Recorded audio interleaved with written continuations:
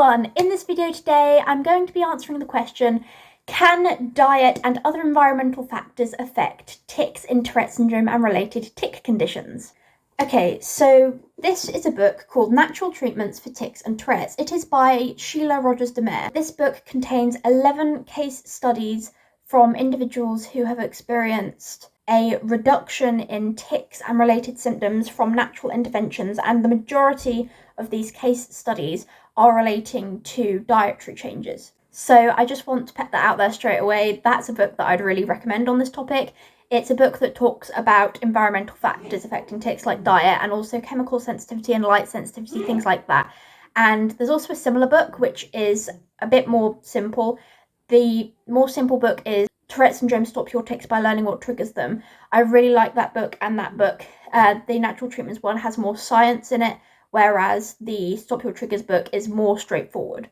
In the book Natural Treatment for Tics and Tourette's by Gilles de Mer, it talks about a doctor called Dr. Marshall Mandel, and he had a great interest in Tourette syndrome in the 1980s, and he found that 80% of his Tourette syndrome patients had some form of food sensitivity, allergy, or chemical sensitivity, and that these sensitivities were contributing to the tics and related symptoms. In the early 1980s, a cardiologist had a 15-year-old daughter with Tourette syndrome, and he wrote to the Tourette Syndrome Association of America to tell them about how his daughter had experienced a reduction in tics from dietary changes and a reduction in chemicals in her environment. The family saw Dr. Marshall Mandel, the doctor who I was just talking about, and the girl was found to have multiple food allergies/sensitivities despite having no typical allergy symptoms, because neurological symptoms can be a result of food sensitivities in themselves. I talk about that in my video about gluten and schizophrenia. As well as having food sensitivities, she was found to be very sensitive to certain chemicals, mold, and pollen. She was placed on a rotation diet and she was being desensitized to mold and pollen, and as well as this, chemicals were reduced in her environment as much as possible. On the diet, the girl's tics had reduced by 85%, and as well as this, they found that when she was back to her old diet for a little while, consuming trigger foods, her tics got dramatically worse and were almost constant. The family found that fluoride exposure would double the girl's tics for 2 days, and that exposure to paint would double the tics for 6 hours. A 2012 article on the Psychology Today website by an integrative psychiatrist called Victoria L. Dunkley talks about how environmental factors can trigger tics, and she talks about how it said that tics just wax and wane and that's just how it is, but she says that it may not just be natural wax and waning, there may be environmental components at play. And she talks about PANDAS, she also talks about dietary sensitivities and other sensitivities. She says that the most common sensitivities were gluten, dairy, dust, pollen, food dyes, artificial sweeteners, preservatives, caffeine, and sugar. She also talks about the importance of testing for IgG food sensitivities, immunoglobulin G food sensitivities, rather than just immunoglobulin E sensitivities. Immunoglobulin G sensitivities are delayed reactions, and these are the ones that are more commonly associated with neurological symptoms. Immunoglobulin A sensitivities can also be associated with neurological symptoms as well. The immunoglobulin E antibody sensitivities, well, they're actually allergies. They are the immediate reactions, what we think of as typical allergies. They can cause hives and anaphylaxis. That's IgE immediate, and IgG is delayed. IgG is more associated with neurological and psychiatric symptoms. A 2018 study wanted to assess how well a gluten-free diet worked for people with Tourette syndrome. It was published in the Nutrients Journal, and the study participants included both children and adults. They stayed on a gluten-free diet for a year, and the results showed that both the children and the adults experienced a reduction in tics and OCD symptoms. They were tested using the Yale Global Tic Severity Scale and the Yale Brown Obsessive Compulsive Scale, or the Children's Yale Brown Obsessive Compulsive Scale, and also had a quality of life test, one in general and one which was specified to Tourette syndrome.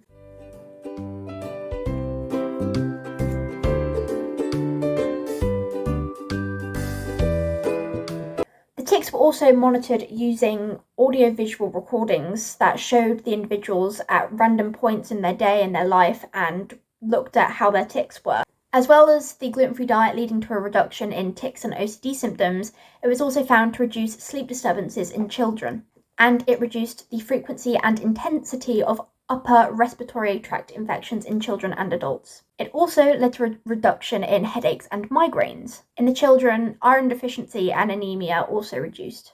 The quality of life was also found to improve, and this also led to a reduction in the amount of medication taken by the individuals. I do just want to add in here that not everyone with tics is sensitive to gluten. The people in the study definitely appear to be, or at least the majority, but not everyone is sensitive to gluten, not everyone reacts to gluten, not everyone with tics does. I have tics, and for me personally, I didn't see any difference in my tics when I cut out gluten, but for me, I'm more sensitive to dairy. Dairy definitely has an impact on my tics. It really, I think, in many cases depends on the individual's food sensitivities. An article from 2021 on the NBC News website talks about a boy called Oliver who had Tourette syndrome, and the boy found that when food dyes were cut out of his diet, his tics reduced and his mood also stabilised. A post from 2015 on the Tourette Canada website explains how both parents and clinicians have reported that dietary factors can impact tics. It explains that while there's no clear-cut list of foods that worsen tics because it's different for every person, there have been some common trigger foods identified. These common trigger foods are said to be milk, wheat, egg, corn, chocolate, beef, potato, coffee, citrus fruits, and beans. According to the Healthfully website, they say that whilst not everyone's tics can be managed through diet, those who have tics from underlying allergies can experience a reduction or elimination of tics if their allergens are eliminated from the diet.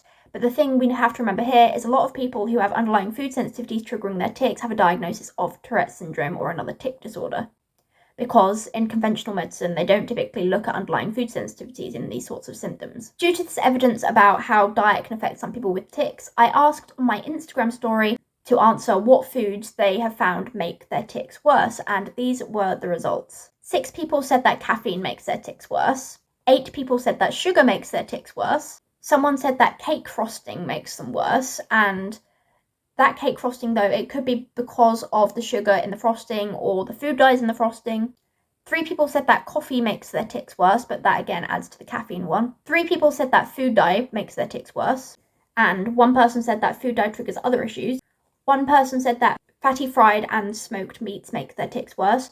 1 person said beans makes their tics worse. 1 person said that corn makes their tics worse, and 1 person said that toast makes their tics worse. 1 person said that dairy makes their tics worse, and 1 person said that caffeine actually reduces their tics, but the vast majority said that caffeine made it worse. In my own personal experience with tics, I've found that diet does have an impact for me. I was diagnosed with severe Tourette syndrome when I was 15 years old, though now I'm suspected to have PANDS, which triggers my tics. PANDS stands for Pediatric Acute Onset Neuropsychiatric Syndrome. When I was 15, I was at a Tourette's camp, and they did a tic trigger workshop where the mother of someone with Tourette's, who was also a consultant, she did the workshop talking about how things like light sensitivity, allergens, foods, environmental factors, chemicals, etc. can make tics worse. And I was so fascinated by this. It was amazing, and it changed my whole life. I already knew at this point that food dyes triggered rage attacks. Ever since I was a baby, if I had food dyes, I would scream, and then as I got older, the food dyes triggered rage attacks. That would happen 6 hours after consumption. So I knew that I was already having diet affecting my brain, but this was the first time I really considered it strongly impacting my tics. So I noticed just before this tic trigger workshop that cheese made my tics worse. I'd noticed that I ate like a whole tub of cheese and my tics were so severe for a week after that. And then we realised that ever since I was a young child, anytime I would eat cheese, my tics would get dramatically worse. And at first, I kind of thought that this was due to the mould, but then I found out that it was actually because of the dairy in the cheese. Cheese is dairy. So I cut out cheese first of all, and I went back to school for my exams, and my tics were actually a lot milder than usual, which was really strange because with exams, I was expecting them to be worse because of the exam stress and stuff, but they weren't. I went completely dairy-free because I was noticing the pattern that whenever I had like ice cream or whenever I had cereal with a lot of milk, my tics would get worse and I'd have a bad tic episode again. So I went completely dairy-free and everything changed from there. My tics were virtually non-existent and it was absolutely amazing. But as well as this, I was addressing light sensitivity at this time too. but the light sensitivity, I was addressing that through like wearing tinted lenses, but I do believe that the dairy had much more of an impact than this. I was able to go off my antipsychotic medication for my tics. I was taking it 3 times a day. I was able to just stop taking it over time, obviously, not suddenly. It's dangerous to go off it suddenly. But I was able to go off it, and my tics did not return. My tics were still virtually non-existent off of the medication, which was absolutely amazing, absolutely phenomenal. And this was great timing for me as well, because my school previously, my tics were very severe, so they were considering moving me to a medical people referral unit because they couldn't really fully meet my needs and stuff. So they were considering that, but thankfully I didn't need to go due to this improvement in my symptoms. I was also able to go off of my OCD medication without any return of OCD-like symptoms. So this dairy elimination was just amazing. And I also found that other foods did affect me too. Specifically fast food. I don't know what it was in fast food though, but I'm thinking it must have been some sort of preservative, because I knew that, like, before I eliminated dairy, I'd always noticed that every time I'd have a fast food meal, I'd have a really bad tic tac when I came home. And I think that was because of the preservatives and stuff in it. So this change was dramatic, phenomenal, and it felt miraculous. I was discharged from mental health services early, which I never suspected, because I was originally diagnosed with OCD that was too severe for CBT. This reduction of tics lasted from April when I was 15 years old to March when I was 17 years old. I went all that time feeling like I was almost recovered. Unfortunately, I had kind of jinxed myself, and I was like, I'm so glad that I get to go into adulthood without tics. I went from having hardly any tics to getting a throat infection and having a return of severe OCD, a return of severe tics, and also a bunch of new symptoms like loss of coordination, handwriting decline, sleep disturbances, dilated pupils, loss of sensation, low mood, personality changes, irritability, a bunch of different things, and that's why it's now thought that I have PANDAS. But still, even though my symptoms did return eventually, the reduction I had from diet at that time was still dramatic and still changed my life path, because that meant that I was able to stay at my mainstream school, get into college, and get the qualification I wanted. I don't think I would have been able to do that or felt confident enough to do that if I was still ticking as bad as I was during that time. Part 2. On the 12th of October 1989, Dr. Doris Rapp, a paediatric allergist, went on the Phil Donahue show to talk about how she had helped children with neurological, psychiatric, and behavioural difficulties by identifying and addressing underlying hidden allergies. Dr. Doris Rapp wrote a book called Is This Your Child? Discovering and Treating Unrecognised Allergies. In this book, there was a section on a boy with Tourette syndrome, and this boy with Tourette syndrome was found to be sensitive to eggs, milk, and also non-food things such as pollen and chemicals. Food sensitivities triggering neurological symptoms usually don't trigger symptoms straight away, but for this boy, he was so sensitive that the symptoms were triggered immediately from exposure to the allergen.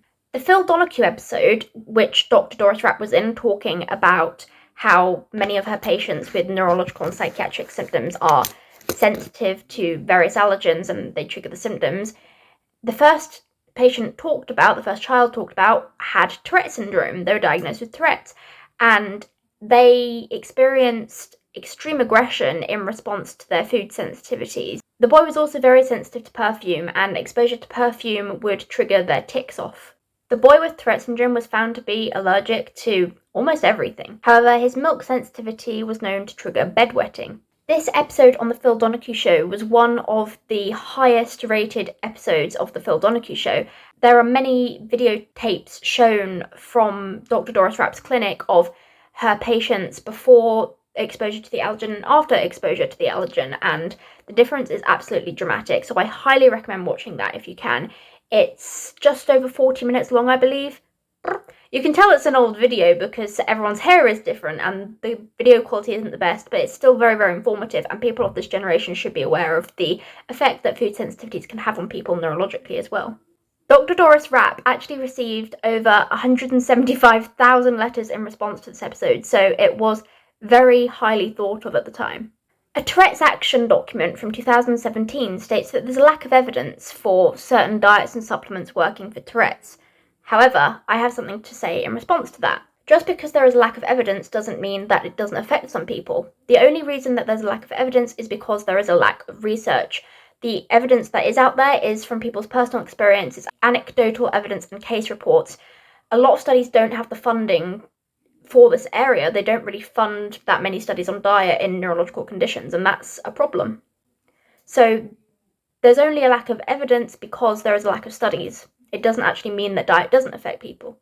At the time of researching for this video and filming this video, I searched Tourette diet on PubMed, which only yielded 23 results, whereas I searched Tourette medication and it came up with 2,112 results. That is a huge imbalance in the areas researched. And there's nothing wrong with medication, but I do think there needs to be more of an equal share of what is researched rather than putting hardly any funding and resources towards research into diet. I think that needs more research done into it. In a book about Tourette syndrome from two very well thought of specialists, Dr. Uttam Chowdhury and Dr. Tara Murphy, they say that they have heard parents, families report that an individual has done better when certain foods are eliminated from their diet and that it's helped their symptoms. They say that as long as an individual is following a well-balanced diet, then cutting out certain foods to see if there's an effect shouldn't be an issue, just to see if it helps. This is something I wanted to touch upon. It's also really important when you are addressing food sensitivities to prevent any deficiencies by taking supplements that compensate for what you may be missing out on in your diet. So there are many stories of people having experience with food sensitivity elimination, helping their condition, reducing their symptoms. And I do think that it's always worth looking into if someone wants to. But there are some factors which may make it difficult and which may mean that someone's unable to do this. For example, if they have a co-occurring issue which causes frequent nausea, it might be difficult for them to eat certain foods. If they have an eating disorder, it could be very, very dangerous to restrict their diet further. If they have co-occurring sensory processing issues, it could be hard to change their diet because some people have sensitivities to certain foods based on texture, smell, taste, things like that. So there are a lot of factors that can make it difficult, but in cases where it's possible, people may want to look into it, they may find it helpful, and some people seek the help of an environmental physician or integrative medicine doctor or some form of specialist which can help with those sort of natural management strategies. Unfortunately, I do think that some people aren't very welcoming towards people who have found that diet impacts their tics. It's difficult because I know when I was in one of the big Tourette's support groups, an online group on Facebook, they weren't really happy with people talking about diet, and they were very argumentative towards me for talking about my experience with how diet impacted my tics. And it wasn't a nice environment to be in. It was stressful when people who talk about diet impacting tics are only trying to help people because it has changed their life and they have nothing to gain by sharing this information. They just want to help people with their own experience. So I definitely never think that anyone should be discriminated against or looked down upon for talking about how diet helps them. Food sensitivities can affect the brain, and I've touched upon this in other videos, such as the one I recently made about gluten psychosis. Certain food sensitivities can affect the brain, and that can trigger the symptoms of certain neurological conditions in people predisposed. To learn more about this, I do recommend the books Natural Treatments for Tics and Tourette's by Sheila Rogers-Demire and Stop Your Tics by Learning What Triggers Them by Sheila Rogers-Demire. Also, the ACN Latitude section on Tourette syndrome called Families Speak Out has some information on it as well.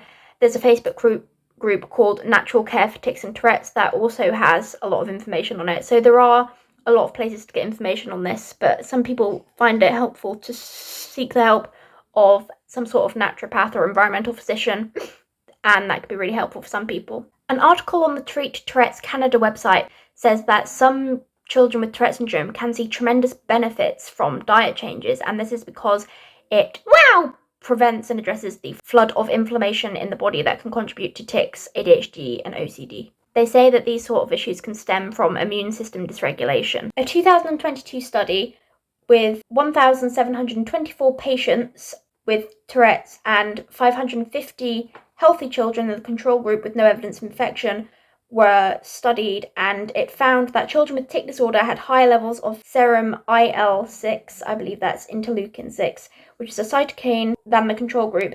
It says that certain cytokines may play a role in the development and severity of tic disorders. Cytokines are part of the immune system and regulate inflammatory responses. A 2012 study found that C-reactive protein and monocytes were higher in Tourette syndrome patients than in healthy controls. This shows that there is an imbalance in innate immunity in these individuals. This could predispose someone for having autoimmune issues. When people talk about brain inflammation affecting tics, people usually think of PANS and PANDAS because PANS and PANDAS are autoimmune conditions that can cause tics. However, brain scans have been done on individuals with Tourette's and individuals with PANDAS, and inflammation is actually shown in both brains, just in different sorts of areas in the basal ganglia. So I think inflammation actually plays a role in both PANS, PANDAS and Tourette syndrome. Boris Johnson. There are many studies on the immune system in Tourette syndrome. Those are only just 2 that I researched, but there are a ton more that I've seen, even ones on histamine. I would recommend looking into those. Tourette syndrome is a genetic neurological condition, but I think the genetics may predispose someone to having neuroinflammation, which could exacerbate symptoms. That's my little theory on that.